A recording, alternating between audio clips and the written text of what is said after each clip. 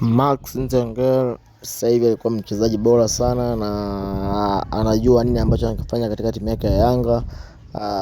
Pamoja na Pacome Zouzoua, hawa ni wachezaji ambao wapo imara sana katika timu ya Young Africans, na uongozi umeangalia jicho kubwa sana kwa leta hao wachezaji ambao na wana historia na wameweka historia katika timu yetu ya Yanga. Hivyo basi Yanga kwa sasa iko imara. Yupo Zimbwe Mohamed Hussein ambaye sasa hivi Yanga anaitumikia kama timu ya babake, na hivyo basi uongozi wa Yanga naomba tu uzidi kuongeza wachezaji ambao wapo imara katika timu yetu ya Yanga ili tuzidi kusonga mbele zaidi.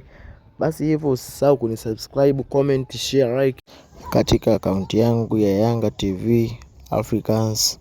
Wana Yanga daima mbele yao.